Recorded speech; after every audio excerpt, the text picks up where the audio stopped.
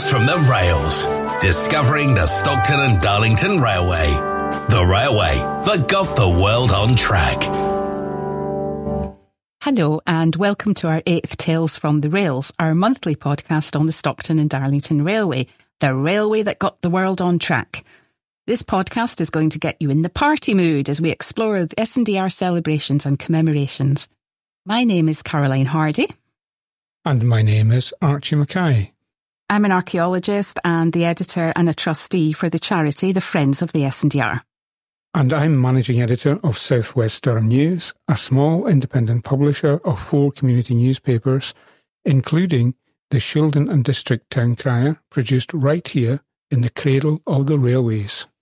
So this week on Tales from the Rails, we're talking about celebrations. Huzzah! How did the S&DR celebrate its achievements? How did we commemorate it after the S&DR no longer existed?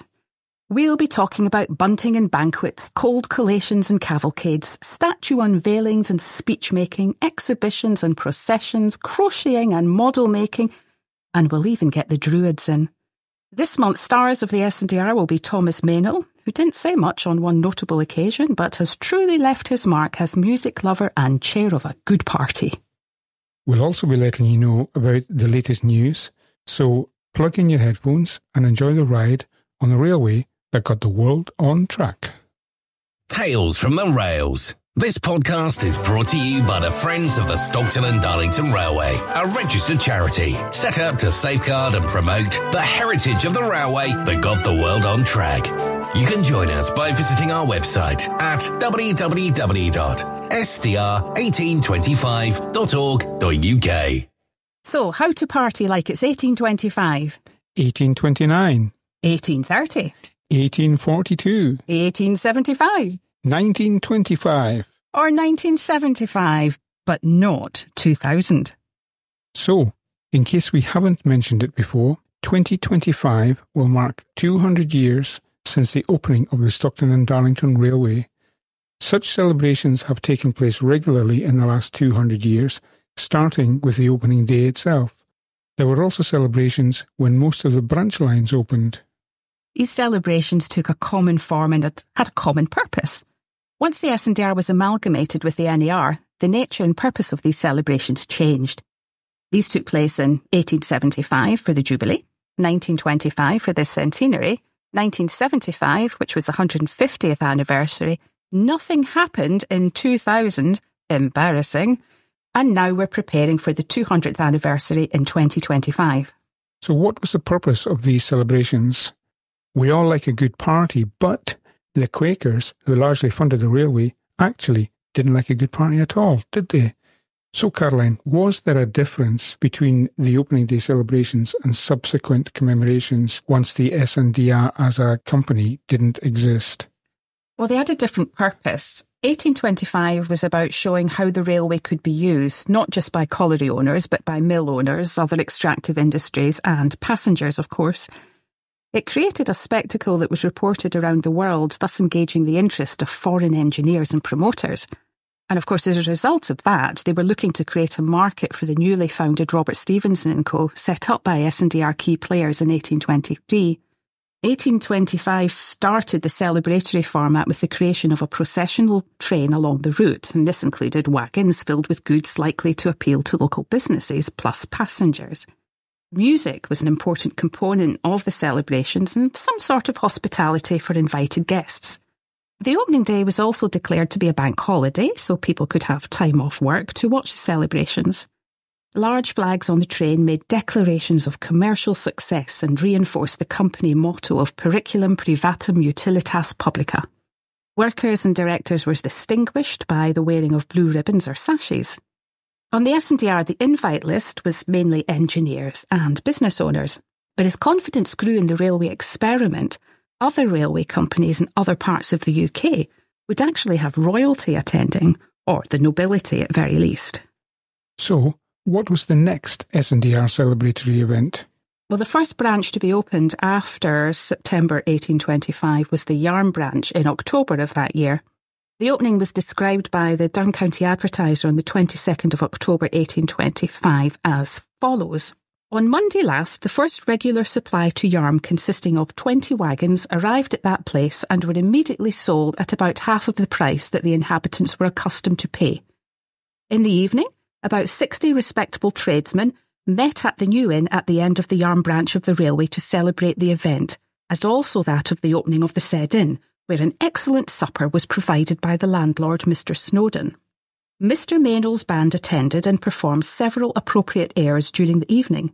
Some gentlemen also favoured the company with a variety of songs and were joined in the choruses by members of the band. The health of the chairman of the railway company was drank with enthusiastic cheers, as also of those of other gentlemen of Yarm with whom the idea of this great undertaking originated, and to whose perseverance in an early stage of the work the public are so much indebted for the present greatly reduced price of coal. The evening passed away to the delight of all present. About 50 of the workmen and labourers were regaled with supper in an adjoining room. You can read more about the Yarm branch in a book written by the Yarm branch study group of the Friends of the Stockton and Darlington Railway and available on our website and at Locomotion in Shildon. The next branch line to be opened after 1825 was the Blackboy branch in 1827. What celebrations took place then? Well, the opening of this branch line had been scheduled for an earlier date, but the finances were tight. And perhaps for this reason, this branch appears to have been opened without any sort of celebratory event. Yes. Then, in 1829, there was the opening of the Croft branch. How was that marked? Well, the opening day started with a procession of numerous coaches, each drawn by one horse, crowded with from 30 to 50 passengers and supplied with banners. These were followed by a train of wagons laden with coals from every different mine for the supply of the North Riding. OK, so it doesn't appear that locomotives were used in the opening of this branch. No, and they weren't much used on this line after the opening either. I guess the main purpose of this procession was to show potential customers in the North Riding that coal delivered by train would bring its price right down. The celebrations then continued with a cold collation, what you and I might call a buffet, at Croft Spa Hotel under the supervision of the S&DR company solicitor Francis Mewburn. Mewburn's vision, as pronounced on that day, was of a railway that one day might allow travellers to lunch in Darlington and take an opera in London the same evening. Archie, have you managed to lunch in Darlington and take an opera in London the same evening? You know, I can't really say that I have, Caroline. In fact, probably if I had lunch in Darlington, I'd struggle to take in an opera in Darlington in the evening. Again, there's a report on the Croft branch written on behalf of Darlington Borough Council in 2019 in the Friends online library. 1830 was a busy year, with the opening of 2 additional branch lines, plus the widening of existing lines and the building of more bridges. I can't imagine they had the time or the resources to party. Oh, but they did. In fact, the Hagerleases branch line, which opened in 1830, opened in 2 stages. And what does that mean? It means 2 opening ceremonies. The day was reported in the Durham Chronicle on the 8th of May 1830 and followed a now well-established format with a procession of railway coaches carrying about 30 people each from Darlington and several wagons from Brusselton, all drawn by horses. As the procession approached West Auckland, the number of spectators gathered amounting to 3,000 people, according to the excited reporter at the time. As with other openings organised by the S&DR, banners and flags waved boasting the company motto Periculum Privatum Utilitas Publica. Staff wore blue favours or ribbons, and a band was accommodated in specially fitted wagons to provide the musical accompaniment. So, pretty similar to the opening day in 1825, but again without a locomotive. By the 2nd of October, the rest of the Hagerleases branch opened to the public all the way to the terminus at Hagerleases Lane, about where Butternowell is today. To commemorate the opening, there was a gathering at the offices of the Butternowell and Copley Collieries belonging to Reverend Prattman. Prattman provided the usual cold collation available at such events and took the opportunity to express concern about the number of accidents on railways.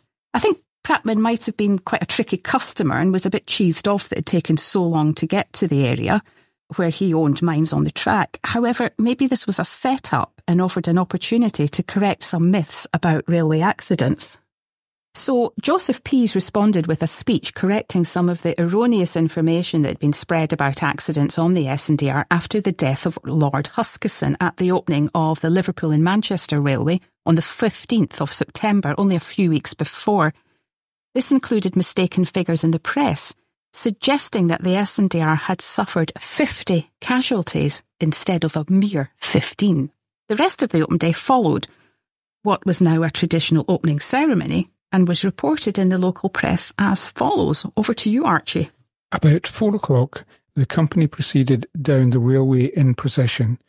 A party of ladies occupied one of the railway company's coaches, followed by the Staindrop Amateur Band, in wagons fitted for the purpose, and whose performances contributed much to enliven the day, and the rear was brought up by a number of wagons laden with coal, the workmen, etc., with banners bearing appropriate inscriptions.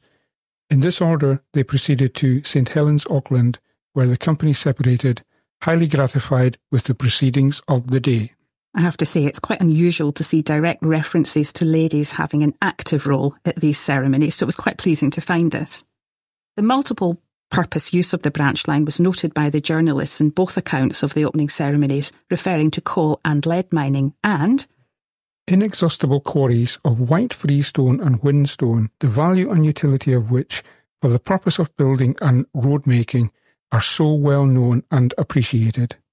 The railway improving such connections was certainly going to result in a very profitable undertaking for the company, but also an extensive benefit to the public. Which brings me on to the Middlesbrough branch line, which opened on December the 27th, 1830. Now, I love this opening ceremony. A train of passenger coaches and wagons hauled by the Globe opened the line. The Globe was a locomotive designed by Timothy Hackworth to haul passenger traffic. The wagons carried a single block of coal weighing over 2 tons from Blackboy Colliery, which was now served by the Blackboy branch line. The new staiths, also designed by Timothy Hackworth, were tried out. Then, 600 guests entertained at dinner in the specially decorated gallery of the staiths, under the chairmanship of Francis Mewburn. There were free rides, refreshments, the firing of guns, and great demonstrations of joy. The staiths were lit by portable gas, the first ever burnt in Middlesbrough. The committee had a medal struck in honour of the event, which was generally worn that day, being pierced with 2 holes, which enabled them to be threaded with ribbon and worn round the neck. The obverse had a view of the staiths, and the reverse a view of the suspension bridge across the Tees at Stockton. This hardy bunch managed to have a marvellous time on the riverside in late December. It must have been freezing. And catering for 600 in an area that hadn't yet been populated, and where there were very few houses and only one inn, must have been very challenging. Presumably the dinner was brought in by train too. Even if it was designed to be hot, being served under the staiths in December probably meant it was a cold collation, just like at Hagley's and Croft.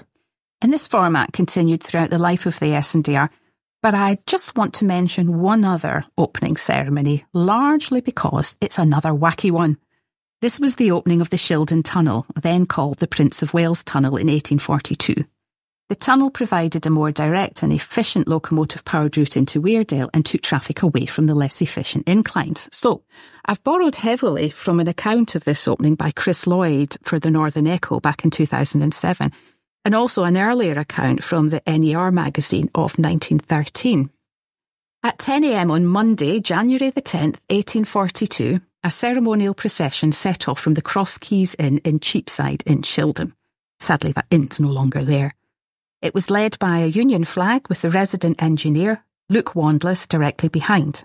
On his right was Henry Booth, the principal contractor, and on his left, Thomas Dennis, the principal brickmaker. Accompanied by banners and a brass band, they went in through the southern entrance of the tunnel. The darkness was relieved by innumerable candles, and a platform had been erected at which a ceremony took place, said the North Eastern Railway magazine in 1913. Mr. Dennis ceremonially presented the last brick. Mr. Booth ceremonially sprinkled it with wine. Mr. Wandless ceremonially cemented it into place with a suitably inscribed silver trowel. That very same trowel is now at Locomotion Museum. The gentlemen then ceremonially named it the Prince of Wales Tunnel, after Prince Albert Edward, Queen Victoria's first son, who'd been born 2 months earlier, and in 60 years' time would become King Edward VII. Simultaneously, cannon were fired in the open air, and the band struck up the popular tune of the time, Merrily Danced the Quaker's Wife. The procession wandered on through the darkness to the northern end of the tunnel, and for those who don't know it, it's a long way, about 1.2 kilometres. Then dinner was laid on for the workmen in 6 pubs in Shildon and 50 VIPs tucked in at the Cross Keys, so they all had to walk back again into Shildon. They were then joined by Engineer-in-Chief Thomas Storey and the Company Secretary Thomas McNay. He said, wait for this, he hoped the time was not far distant when they would see locomotive engines and trains passing through the wild district about Crook, where the people had never seen such a thing before. So we have publicly accessible processions, flag waving, wagons laid with goods that represent whatever the branch line hoped to carry, and music, celebratory food and drink, and toasting whereby invitation only and workers and VIPs dined in separate places. And there's barely any reference to women attending the invitation-only events, apart from those ladies in wagons at Hagerleases. It's less clear whether they were invited to the dinners or the cold collations. So, back in June, we also covered the celebrations associated with turning Locomotion No. 1 into a museum piece. Yes, by 1857 it was becoming clear to the S&DR pioneers that the role of the S&DR in bringing railways to the world needed to be recognised formally. So it was decided that Locomotion No. 1 should be repaired and restored and placed on a plinth outside the station at North Road as a memento of the past, was the way they put it. The laying of the foundation stone on the 6th of June 1857 was carried out by Henry Pease and was accompanied by celebrations held for the goods agents and invited guests at the Sun Inn in Darlington. Guests were also invited to roam the grounds at Piermont in Darlington, where Henry Pease resided. Additional trains were laid on that day for the invited guests to use, and so this was really the start of commemorating the railway as the start of something new that had changed the world forever. In Henry Pease's own words, I rejoiced at seeing the first locomotive about to be placed in a suitable position so as to hand down to posterity a memorial of one of the greatest events the civilised world ever witnessed. Remarkable. Absolutely. The other celebration in 1857 was a gathering of the railway populace and residents outside Edward Pease's house to mark his achievements through speeches. By 1857, Edward Pease was 90 and still living in his house on Northgate in Darlington, where he and his long-since-deceased wife Rachel had brought up their 8 children. The local population and railway staff, led by his old friend and colleague Francis Mewburn, wanted to collect a subscription and to commemorate the great and invaluable services of his old and firmest friend, have a bronze statue of Edward placed in the town to be accompanied by testimonials. But Edward was having none of this, as he considered such displays to be a vanity. He reluctantly conceded to an address to be read outside his house, acknowledging his contribution to the railway revolution. Edie could listen to it alongside visiting family members. The speech, written on a scroll, was delivered by Francis Mewburn and was long, including as it did contributions from railway companies from all over the UK. It was a national celebration of Pease's achievements and was the start of making the role of the Pease family central to any S&DR commemorative events, and in doing so, also making Darlington the focus of these events. Here is an oft-quoted extract from the speech. In times less enlightened and more prejudiced than these, with amazing foresight, you penetrated the necessity of unbroken communication by railways, and in 1818 predicted the extension of that system which now spreads a network over the civilised world, binding nations together for the interchange of mutual interests. So the S&DR amalgamated with the NER in 1863. That obviously wasn't the end of S&DR celebrations though, was it, Caroline? So now the commemorations that happened subsequently, every 50 years or so, were different in purpose and content. These commemorations were the subject of a PhD thesis by Sophie Vora, who was at York University at the time. She outlined the purpose of these post-S&DR commemorations as civic pride, fostering an area's social identity, cementing the commercial image of the NER and the LNER afterwards, solidifying the country's image as the home of invention and pioneering engineering, and to suggest how that might develop into the future. They also cemented the belief that the S&DR was pioneering, but in doing so, there was a tendency for the message to be oversimplified.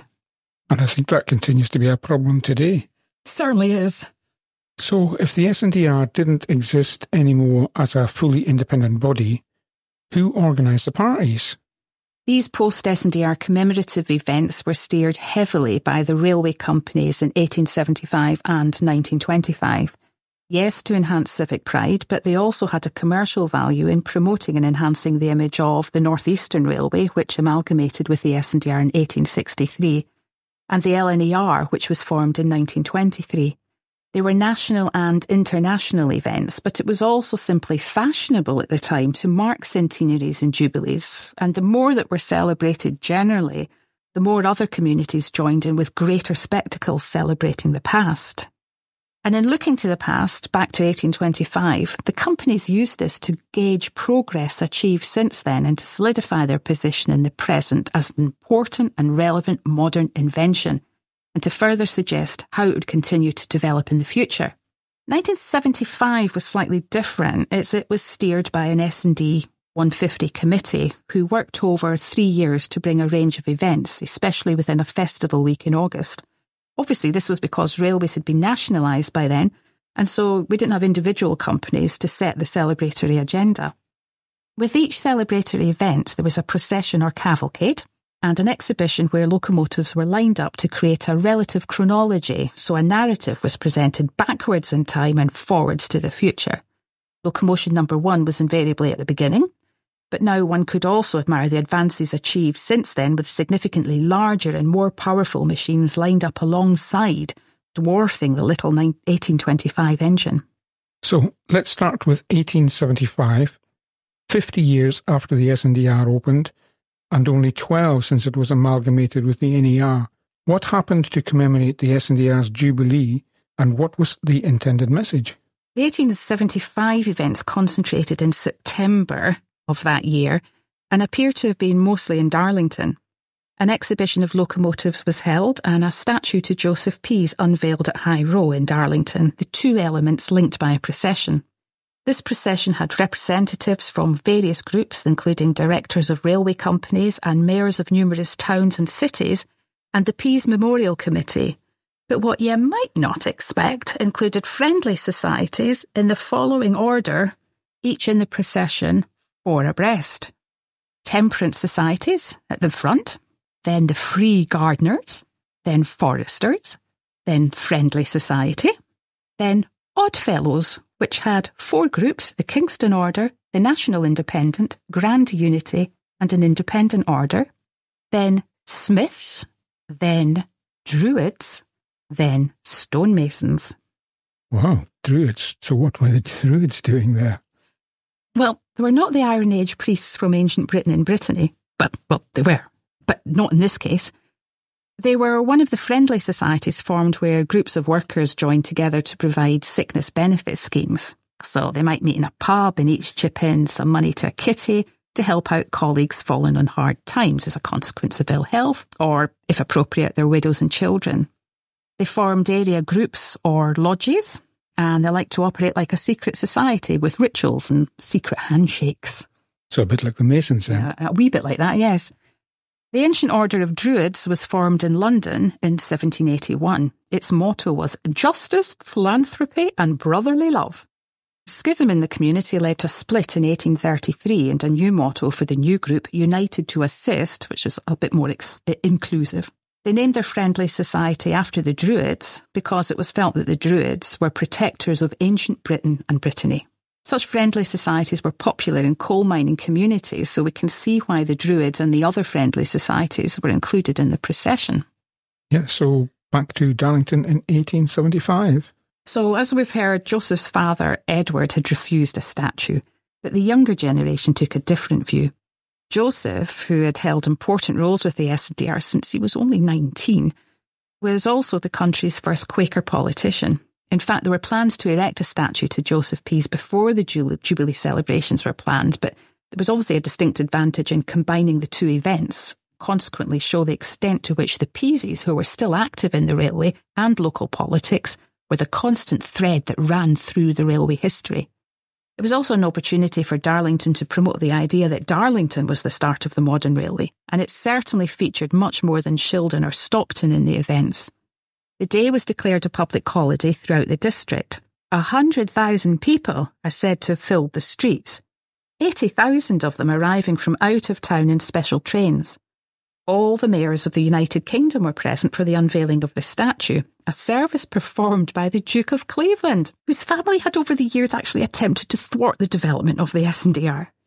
Illustrations of the unveiling show all the usual components of earlier celebratory events: a trumpet fanfare, gun salutes, crowds of men and women based on the illustrations of the time, and banners declaring success to the North Eastern Railway. A banquet was held at Feetham's, where Sainsbury's is now, in a large marquee. 2 top tables had VIPs, and then 36 other long tables accommodated guests. This was not open to the public. Local reporter James Stephen Jeans, who was entrusted with writing a history of the S&DR and the Jubilee celebrations, listed the guests as chairmen and secretaries of all the principal railway companies in the world, the members of Parliament, bishops, mayors and town clerks on the North Eastern system and the principal industries in the north, and last but not least, the members of the present cabinet and the members of the government of Mr. Gladstone. So, the world was invited to pay homage to the S&DR, but you were more likely to get an invite if you represented the larger, wealthier companies. And if you were a man. Curiously, there was a ladies' gallery to one side in the marquee, but it had no tables. Does that mean the ladies were not invited to eat, but were invited to watch the men eat? It's possible, as clearly there were no female bishops, railway directors, mayors or industrialists, but only the wives of such. What a worry. The band of the Grenadier Guards provided the musical accompaniment. The menu was heavily influenced by French fashions. How's your French, Archie? Do you want to select a few dishes? We've got the menu in front of us. Oui, not. Everything's written in French, and there are several courses. The first is potage, which is soup. The soups sound quite unpleasant, actually, so we'll move on. The next course is a sort of a second starter, if you like. So looking at the list of dishes, is there anything in there that you think you would pick, Archie? Well, sauce on mayonnaise sounds a bit like fish to me, so I think I would be okay with that. Yes, jambon à l'anglaise. Yes, langue de bœuf à la moderne. Oh, pâté de foie gras. Recognise that, yes. Yes, it's quite an extensive list, actually, of second starters. So then they move on to a buffet, which just seems to have a choice of 2 things: aspic de homard or barons of beef. Okay, so I know what beef is, but what's aspic de homard? Oh, actually, I did look this up and I've forgotten. It's shellfish. Oh, yes. Oh, okay. Oh, yes, well, come back to me. I'm an island boy, so I love my shellfish. So. Right. So then you move on to what they call entremets, which are the puddings. So crème à la Victorie. Crème. Meringue à la crème. Oh, crème. Pâtisserie à la Grande Duchesse. A gâteau à la Royale. This is the part of the menu that, it's really not very nice for me to have to read, given that I'm currently trying to lose weight. I know, I probably ought to be doing the same, but when I look at a menu, I actually look at the puddings first and then work my way backwards. Yeah. So if you weren't already stuffed from all that, they then have a fruit course, which has got pineapples, peaches, and then glacé. So they must finish off with ice cream or maybe a sorbet to cleanse the palate at the end. Wow, yeah. So that's how many courses is that? 1, 2, 3, 4, 5, 6 courses. That's not bad. And that's not including all the toasts with all the drink as well. Lovely. So there was also a ball for local people on the 29th September, fireworks display each evening over the 27th to the 29th, and excursions and tea meetings. So they were much more inclusive. Some of the illustrative material in the newspapers included Stephenson's rocket, amongst other images, which were exclusively otherwise the S&DR. Of course, rocket had nothing to do with the S&DR, but was often cited because it was also an early Stephenson locomotive, and Stephenson Both of them, George and Robert, were being celebrated as much as the railway. But here we see the start of people confusing rocket and locomotion number 1, and that's still going on, sadly. Authoritative accounts were written including James's tome on the early railways, and really the historic background to the NER. Darlington was dressed for the occasion with floral arrangements, bunting, signs, illuminations, and an avenue of Venetian pillars that stretched along Victoria Road, each one capped with a large banner, many of which had been actually prepared by the local people in the town. The banners promoted pioneers of railway enterprise, with the names Stevenson, Meynell, Flounders, Pease, Kitching, Gilks, Mewburn, Dixon, Backhouse and McNay on side scrolls. While some of the banners created by local people had simple phrases including "knowledge is power" and the double entendre phrase "take care of number 1," others were more intricate. Decorations by Theodore West, a draftsman at the North Road shop in Darlington, included a banner that celebrated engineering and innovation hung at the Railway Institute on North Road. The illustrations lauded particular engineers, Watt for inventing the stationary engine, Stephenson for the locomotive, and Fulton for introducing steam navigation. And there was considerable focus on the Peases, George and Robert Stephenson and Francis Mewburn, but less so on Hackworth and the lesser-known S&DR pioneers that made the S&DR possible, and women clearly hadn't been invented yet. Well, I've seen some souvenirs from this time, but what sort of things were produced? Well, there certainly were commemorative souvenirs in 1875. There was a plate produced of Joseph Pease's statue, and around the circumference of the plate there were pictures of other leading lights, including Henry Fell Pease, who was MP for Cleveland, Edmund Backhouse, who was MP for Darlington, George Stephenson, no introduction required, and Richard Luck, representing St Cuthbert's Parish. 2 locomotives are also depicted, number 1 from 1825, representing the beginning of the modern railway, and possibly number 1269, which was built in November 1874 at the North Road Works in Darlington, and representing the latest in locomotive development. It was also possible to buy blue ribbons to reflect the ribbons worn by railway staff on the 1825 Open Day, but these ribbons had been Victorianised with gold braid and a picture of locomotion number 1 stamped on them. And there were handkerchiefs and napkins depicting locomotion number 1, and souvenir programmes, books and photograph albums published. OK, so our celebrations are heading to 100 years after the Stockton Darlington Railway opened in 1925. How was that occasion, Mark? Well, the 1925 events were organised by the S&DR by then, and believe it or not, the Pease family were still involved through Arthur Pease. Planning for the event started back in 1923, and this time events were planned not just in Darlington but also Stockton and Yarm. 1923 was significant in the railway industry because that's when the big 4 companies came into operation, of which the S&DR was one. The 1925 celebrations offered an opportunity to promote this new arrangement, but also to set down a marker for the future.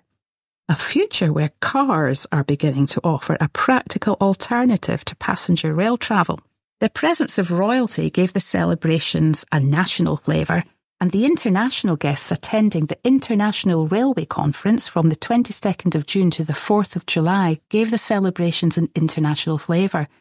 Such was the perceived importance of this conference that the S&DR celebrations were actually brought forward. They were originally planned for September to early July to coincide with the conference. An exhibition and banqueting hall were located at the Faverdale Wagon Works in Darlington and opened on the 1st of July.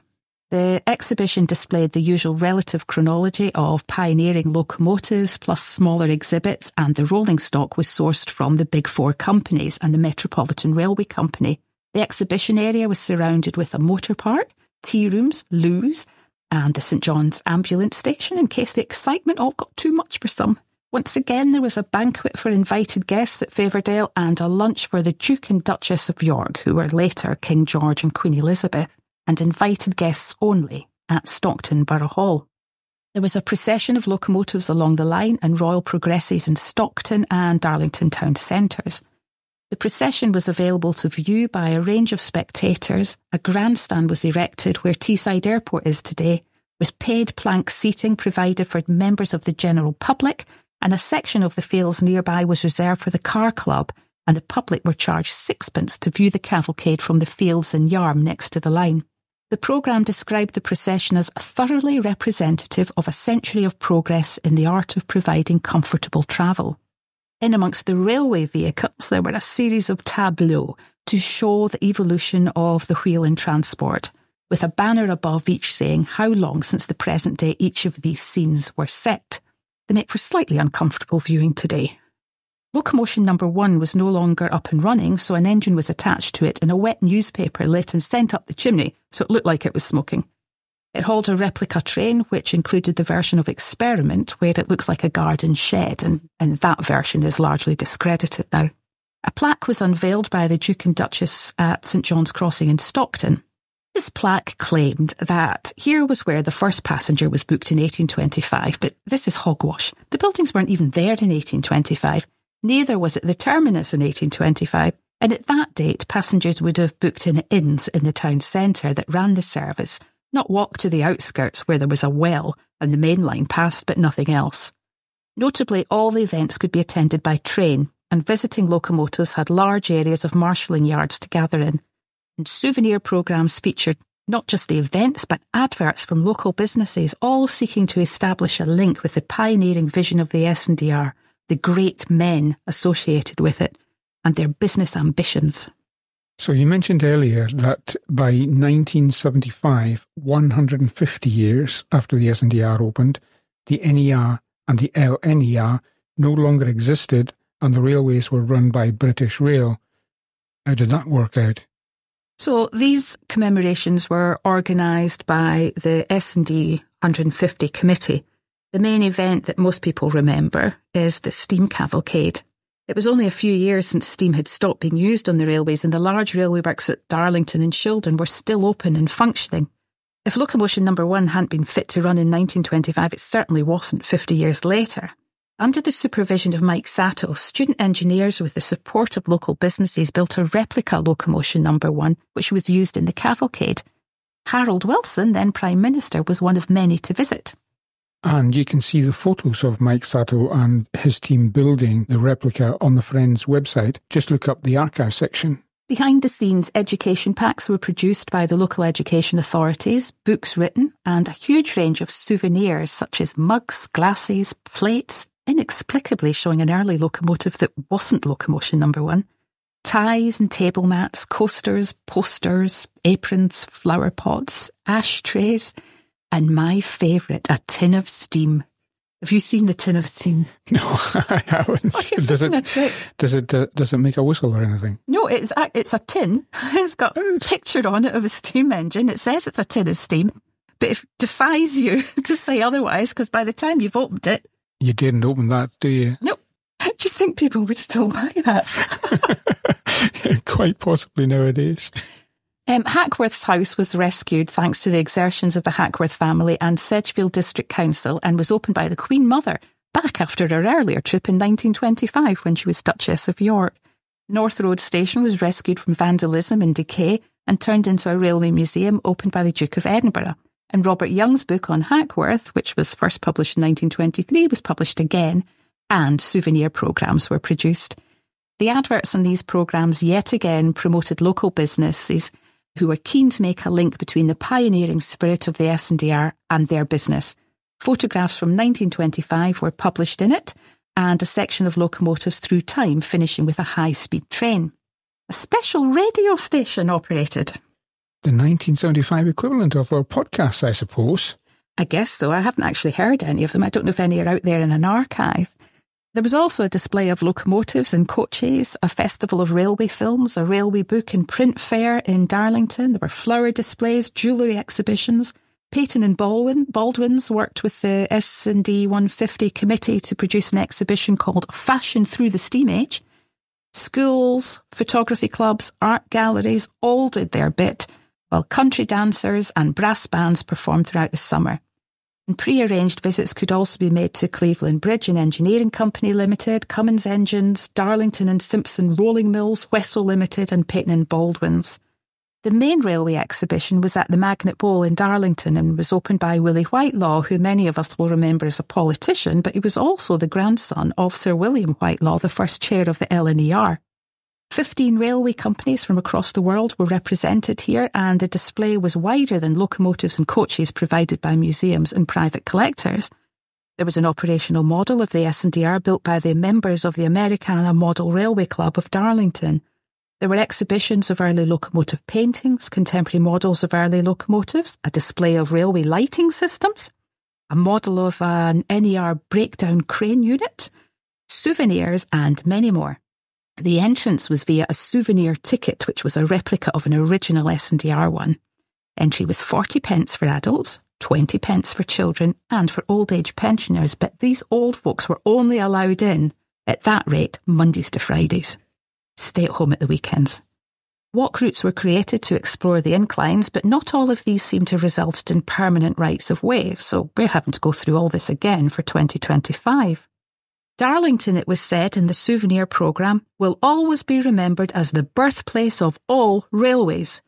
So said A. Suddis, the assistant curator of Darlington Museum. A somewhat inaccurate statement, rather to the detriment of the 300 years of railway history prior to 1825. Now, the year 2000 should have been the 175th anniversary. Well, it was, but nothing happened. There was a flutter of activity, but a lack of moral fibre or resources resulted in no events at all. So, moving on. So, how will 2025 compare to the past? I think there are going to be probably a couple of main differences. In previous years, steam trains were either still running or had been running only a few years previously. The infrastructure to create steam cavalcades was still available. All the marshalling yards were still there, all the water tanks were still there, but they've all gone now. Further, Network Rail are understandably less accommodating of slow-moving steam engines on live lines. The standards of health and safety have increased considerably. All of you who were allowed to walk in front of the steam cavalcade in 1975, and I've seen you on the videos, there's not a chance of that being permitted in 2025. And for steam engines to travel on live line, they have to be adapted to modern standards, and it simply isn't possible for many of these museum pieces. And the cost of transporting locomotives is also immense, especially if they're coming from abroad. So in 2025, there will be less live steam than in previous years, but it won't be absent completely. Both Locomotion and Hopetown have short stretches of line where live steam can take place, and nearby heritage railways are also able to offer live steam events such as Weardale Railway and Kirkby Stephen. There may also be some particular live steam events which are being announced actually around the 26th, 27th, 28th of September. The latest technology means that people will be able to make their own virtual cavalcade using digital technology to create games that will appeal to younger people. These games are about collecting vehicles to form your own virtual cavalcade, and you couldn't have done that in the past. Perhaps one of the biggest differences is a cultural one.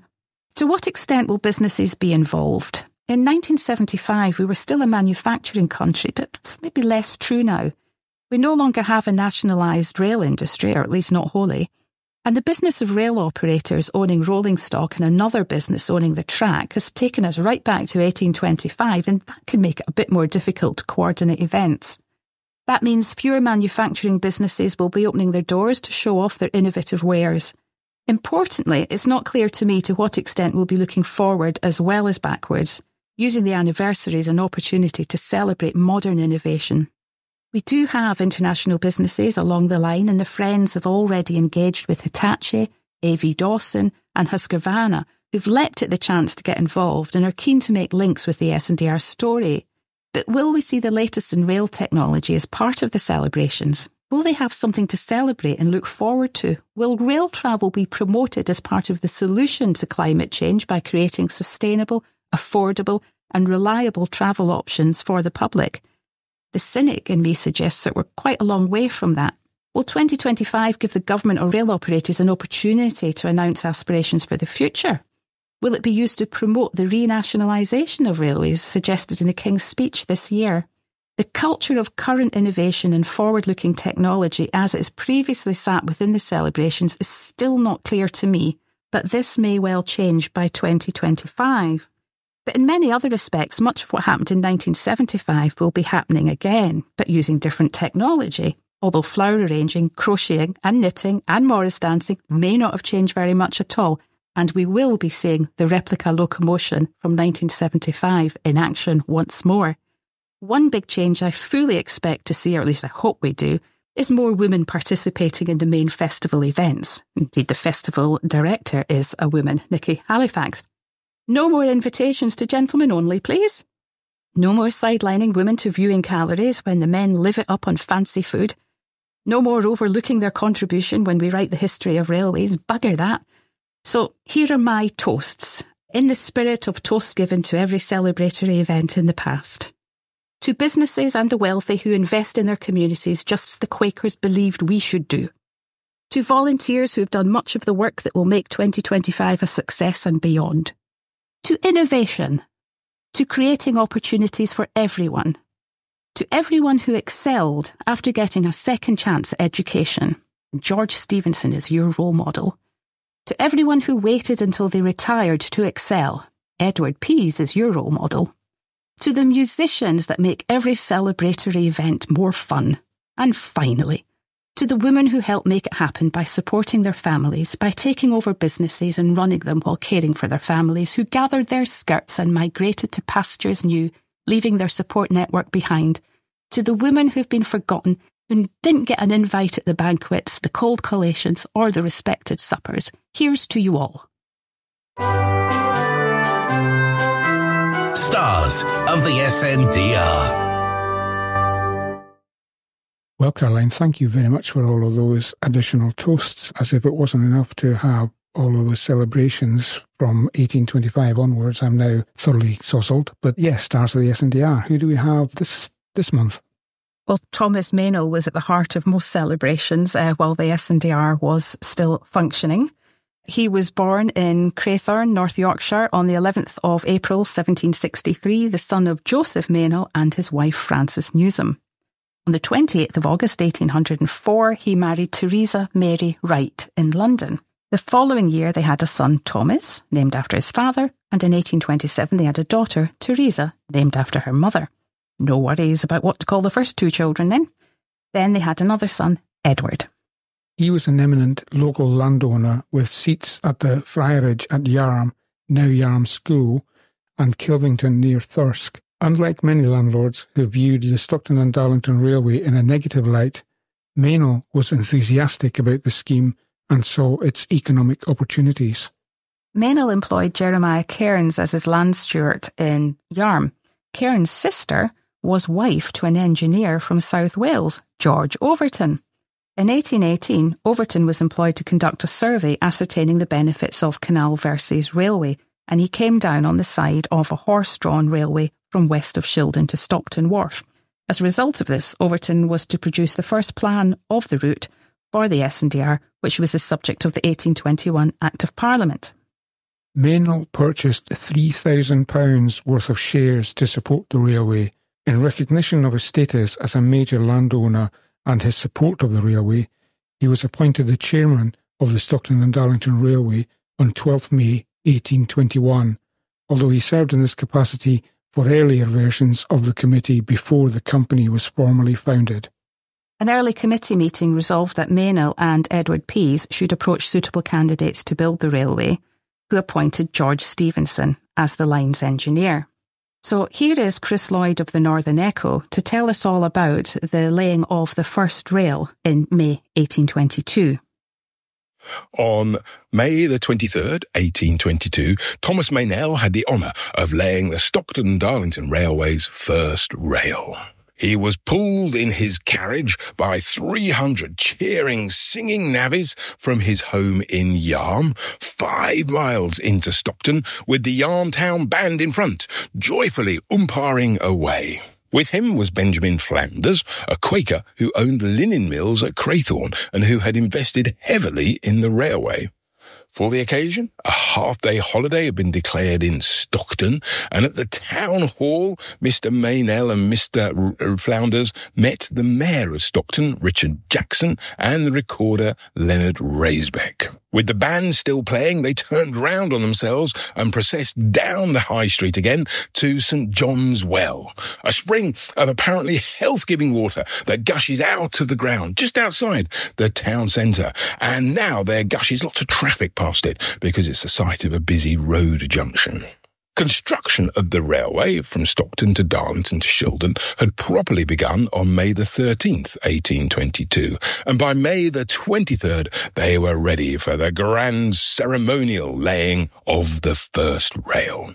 And at 3 p.m. that Thursday, the band fell silent as Mr. Meynell did the honours.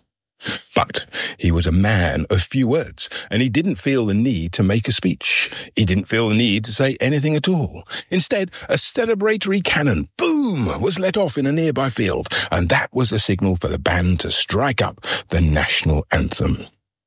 I'm sure the lack of speechifying for once pleased everybody who was present. It enabled the VIPs to promptly process back to the town hall for the celebratory meal, while the 300 workmen, who must have been pretty knackered after dragging Mr. Meynell's carriage about for miles, they were able to dash into the town centre and avail themselves of free bread, cheese and ale in the Black Lion Hotel, which was run by Martha Howson, and she would later run a passenger service from the Black Lion using the railway.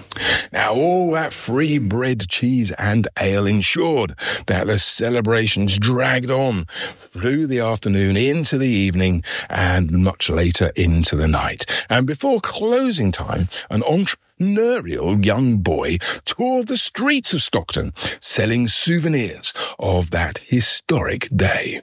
For a halfpenny, he would sell anybody who wanted one a document which he said was a full and faithful report of what Mr. Meynell had said at the opening. The boy would take the souvenir seeker's halfpennies, and then he would scarper sharpish. The purchasers would open up their mementos of the historic day and discover to their horror that they had bought a blank sheet of paper. "Hey!" they yelled after the fleeing boy. "There's no speech here, you young rascal." And in a good local accent that I don't have, he would reply, "I know that. He made no speech." Mr. Meynell also had an important role on the opening day. Indeed, he wore many hats that day. At lunchtime, when the train stopped at Darlington, his band from Yarm got on board 2 wagons behind Experiment and provided a musical accompaniment for the rest of the journey. I suspect he may have been in Experiment as a VIP, rather than conducting the band from inside the adapted wagons. It's often referred to as Mr. Meynell's band, but this might simply have meant that he funded them rather than playing in the band himself. When the train arrived at Stockton's quayside, the band played God Save the King, then got out and led a procession into town where the workers went into the inns and invited VIPs went to the town hall. Mr. Meynell's band went into a side room and continued playing, but Mr. Meynell himself, as the chair of the S&DR, chaired the banquet and after the removal of the cloth, started the 23 toasts with a toast to the King. I didn't know what removal of the cloth was until I started looking into this. Do you know what that is? I can't say that I do, removal of the cloth. I think we were badly brought up, Archie. What is it? Removal of the cloth is when you take away the tablecloth after the main course because it's probably got splashes of gravy on it by then. And you either have another clean cloth sitting underneath, ready, so you can have your pudding on a nice clean tablecloth, or you would just have the bare wood of the table. So removal of the cloth is after the main course and before the pudding. Ah, okay. Well, the reason I probably don't know anything about that is because I think the cloth was removed permanently in our table. Well, I do the laundry in our house, and so I'm not having 2 tablecloths. Anyway, his special relationship with the S&DR manifested itself in other ways. The railway company owned the Yarm branch, having bought the land from Mr. Meynell, but the depot at its terminus, although operating as an S&DR depot, remained in the ownership of Mr. Meynell, who presumably saw the financial benefits in retaining ownership of it, but renting it back to the S&DR. This arrangement existed nowhere else at this date and did lead to some complexities. Mr. Meynell commissioned the S&DR to build his depot that he owned, possibly to a different design than the other depots owned by the S&DR and which had been designed by George Stephenson. The Cleveland Bay was known as the New Inn when it opened beside the depot at the terminus of the Yarm branch. It was also owned and commissioned by Thomas Meynell, although his agent Jeremiah Cairns seems to have had an interest in it. Meynell recognised the commercial opportunities of providing shelter and hospitality plus a place to meet for railway and goods depot users, in addition to the drovers who traditionally used this route to drive cattle from Scotland to towns and cities in the south. Both Inn Depot and the Yarm branch had an opening day event too in October 1825, although the depot was not quite complete. As we've heard already, the opening ceremony consisted of an excellent supper for the respectable tradesmen. The fact that, according to the newspapers, there were some 60 of these at the supper on the open evening, plus Mr. Meynell's band playing several appropriate airs, and about 50 workmen in an adjoining room, shows that this was a multi-room tavern with catering facilities. The band was joined by increasingly inebriated gentlemen singing, and one of the toasts was to the chairman of the railway company, Mr. Meynell. This tavern would inspire the S&DR to commission 3 more in 1826, and the model, together with the depot, would develop into what we now think of as a railway station. Incidentally, this is one of the few early railway taverns that appears to have much the same layout as it did in 1825, and yes, you can still drink in there. In fact, I hope the present landlord organises a celebration in 2025. Thomas Meynell served the company for 7 years until 1828, when the extension to Middlesbrough was proposed. The proposal was led by other members of the committee, particularly the Pease family, and Joseph Pease in particular. Meynell was opposed to the Middlesbrough branch line because it would take custom away from Stockton and Yarm. In this he was supported by one of the S&DR's solicitors, Leonard Raisbeck of Stockton, and another committee member, Benjamin Flounders of Yarm, plus William Chater of Wotton Castle and William Luke Pratman of Barnard Castle, and various business owners of Stockton. Meynell presented a petition against the bill for the branch line on March the 18th, 1828. However, the bill received royal assent on May the 23rd, and Meynell resigned along with the others who opposed the extension. Not only was Meynell concerned about the economic impact of this proposed new line to Middlesbrough, but he also decried what he felt was the disproportionate influence of Quakers in the company. Outside of his service to the S&DR and band leader, he was a Deputy Lieutenant of Durham and a Justice of the Peace. Thomas Meynell died in 1854, and his eldest son, Thomas Jr., inherited the estates. Now, things get a bit complicated after this. Thomas Jr. had worked with his father on the railway interests and became chairman of the S&DR from 1841. But when Thomas Jr. died childless in 1863, the same year the S&DR amalgamated with the NER, the estates were supposed to pass to Edward, Thomas Sr.'s second son, except that he had died in 1856, only 2 years after Thomas Sr. So the estate passed down the male line to Edward's son, but Thomas Jr. seems to have made provision for his wife Jane when he died in 1863, leaving her the lands at Yarm, or more likely the income derived from them. This would have included Yarm Depot. Jane died in 1903 and the NER were continuing to pay rent for the depot to her until that date. Again, you can read more about Thomas Meynell in the Yarm book available at the Friends website. Tales from the Rails, steaming ahead to 2025. So, what's this month's news? Well, the big news, and I'm quite excited about that, is that the S&DR music project is now complete.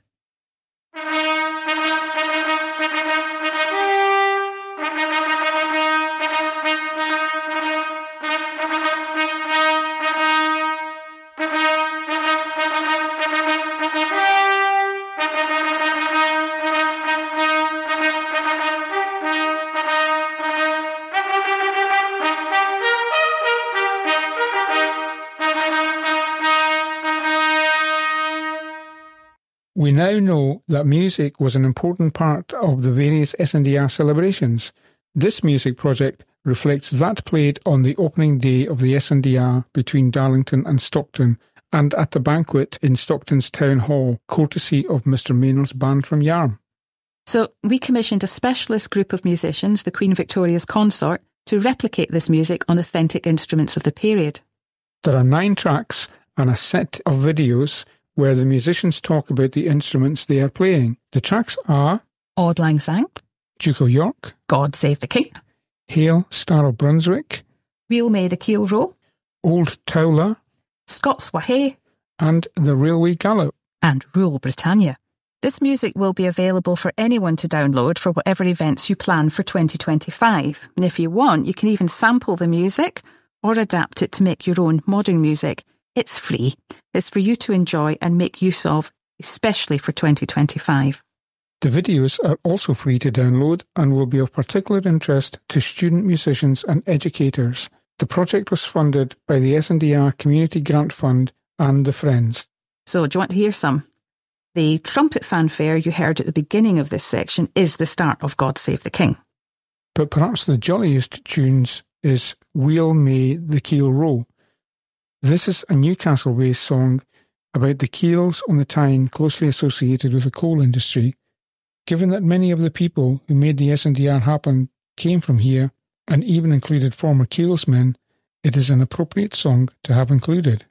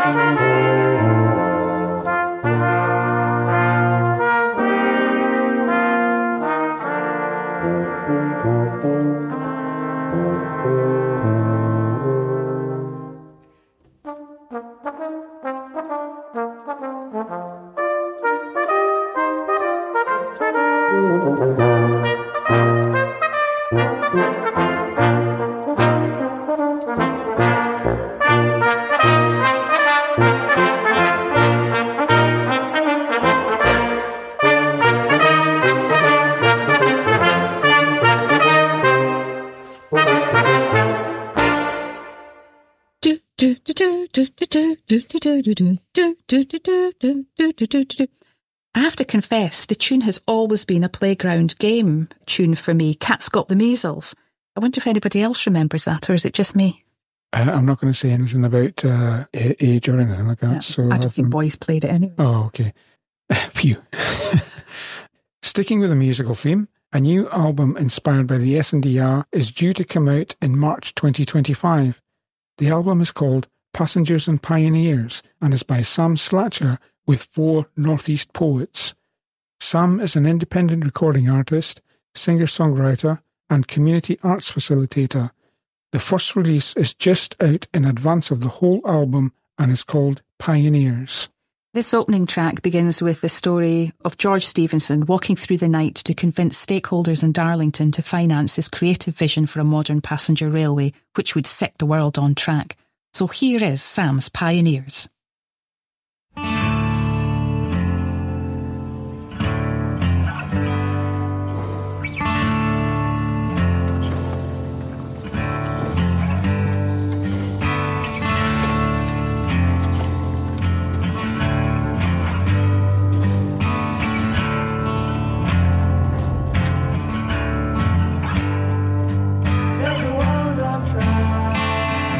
Set it all into motion.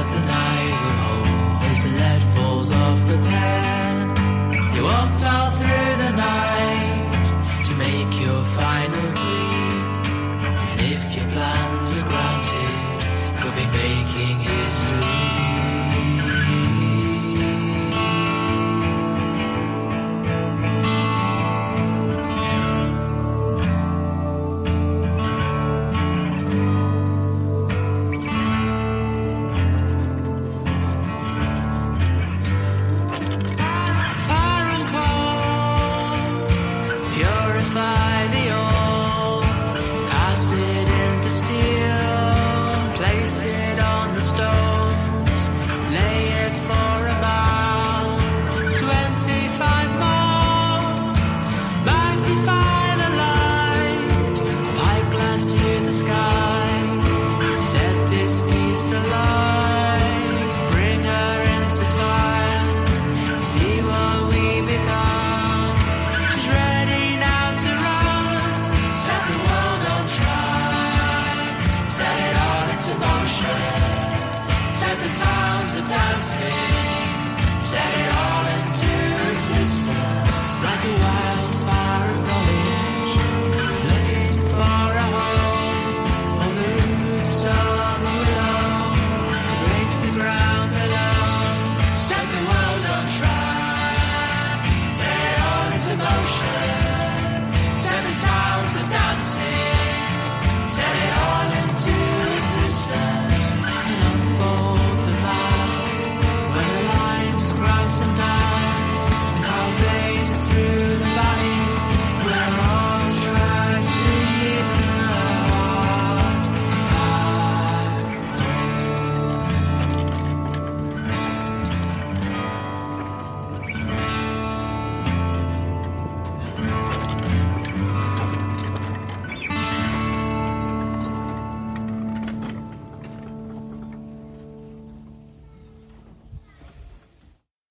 Well, that was brilliant. I love the sound of Locomotion Number 1 trundling along.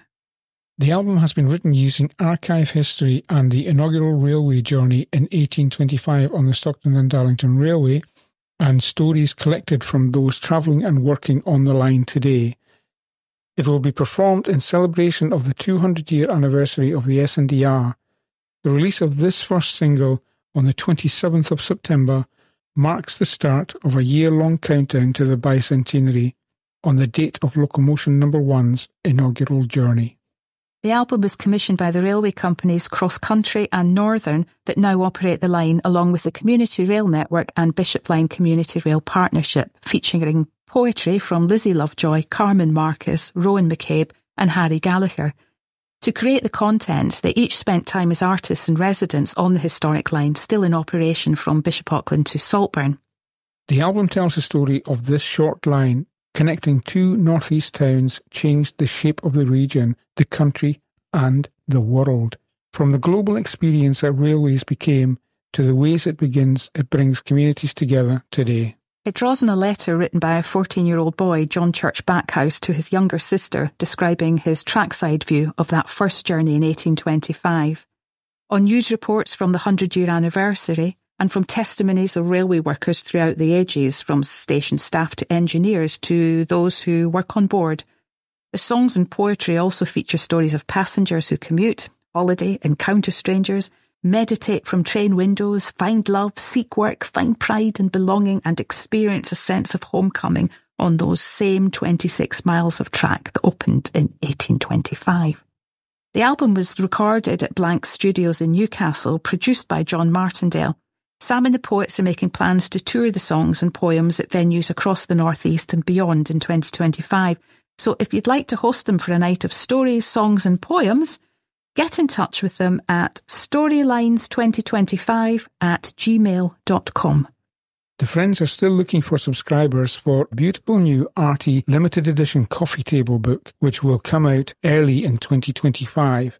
The first 300 people to subscribe to this book will have their names listed on the front, or, if you prefer, you can list the names of departed loved ones who perhaps worked for the railways or who had a passion for the railways.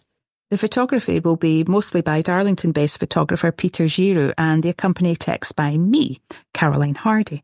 The renowned railway artist John Wigston is contributing an especially commissioned painting of Locomotion and its train having arrived at Stockton's Riverside on the 27th of September 1825. We also have some photography and drone footage from other members of the Friends. So if you'd like to pre-order this book and become a subscriber, then just go to the Friends website at www.sdr1825.org.uk and all should be clear from there. Remember to tell us how you'd like to be referred to in the list of subscribers. And a reminder about the S&DR Bicentenary Creative Writing Competition that is being run. We're looking for poetry, short stories and memoir pieces related in some way to trains and railways. These don't need to be specifically about the Stockton and Darlington Railway. We just want to see a clear link to railways, tracks and trains within the work. You can find out more at the Tracks Darlington website, and we'll add the link into the podcast information later. Our walk booklet covering the main line between Shildon and Hindon is being formally launched on the 27th of September at Locomotion. This was sponsored by Husqvarna, based in Newton Aycliffe, and included cake. Photos will soon appear on our Facebook page. Works are now starting on our Darlington Circular book. All of our walk booklets are available from our website, and you can also buy a folder to keep them in. By the time you hear this, you should have got a flavour of what the 200th anniversary celebrations will be like in 2025, as this was announced on the 19th of September. If you missed it, take a look at the website S&DR 200. Don't forget there are lots of options to have local events wherever you are and be part of the S&DR Fringe or the National Rail 200 events. So let's make this anniversary bigger and better than ever before, and importantly, let's look to create a long-lasting legacy that protects and conserves the remains so that they are still there for the 250th anniversary in 2075.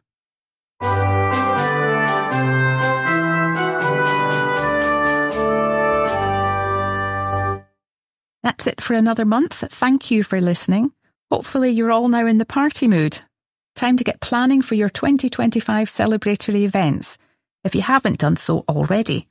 And thank you once again to Dave Reynolds for our theme music, to Chris Lloyd, feature writer for the Northern Echo, and to Sam Slatcher for letting us have an advance listen to Pioneers. We're going to leave you with a Tales from the Rails exclusive. Never broadcast before. Here, thanks to Lizzie Lovejoy and Sam Slatcher, is Lizzie Lovejoy's beautiful sonic poem, Take Me Home, from the album Pioneers and Passengers. It won't be released until later this year and will feature in our forthcoming coffee table book along with Sam's Pioneers. Enjoy.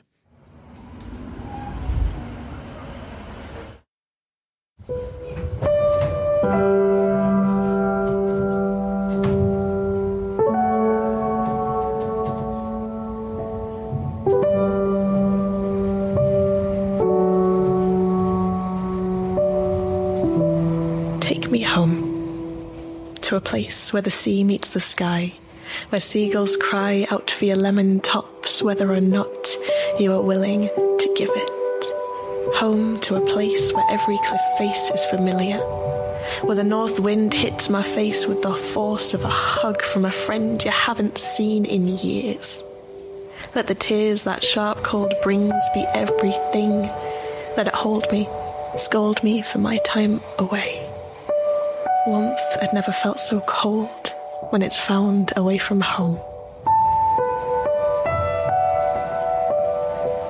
Take me home to a place where accents are so strong that it takes too long to decipher the sweetness of being called duck.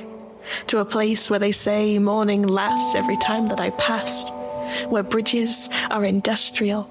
They raise and they move and they swing, barely a stationary thing. At home, people love to walk in groups and they talk as they go, till their voices have echoed over every beach, dean, river and park. And after dark, no one wears coats, and the sky glows like it's had its ready breck oats.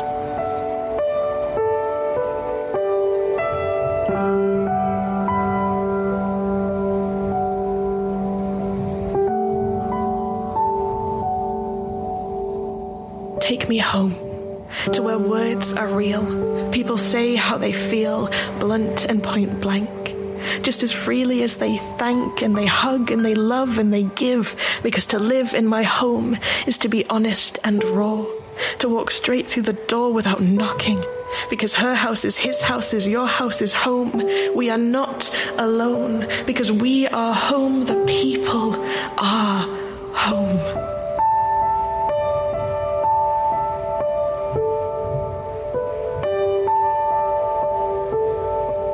Take me home, to a place with 3 a.m. Palmos again, where I'm craving a savoury and waving to kids on buses whose arms never tire is required, where buildings are old and it's no big deal, where the sound of the waves is enough to heal any stress, any strain, any struggle, any pain.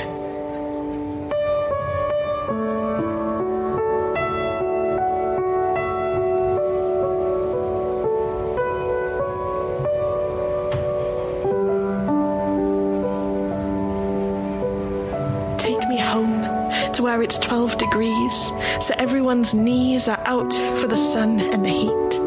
Where under our feet there is history, fossilized mystery or battles and old bricks. A place where everything we need to fix is done together as a team. Where every ice cream is iconic. Where half of our speech is sarcastic or ironic. Where the rain will always fail to derail our plans. Because for a barbecue on the sands, a storm-riddled day is a small price to pay.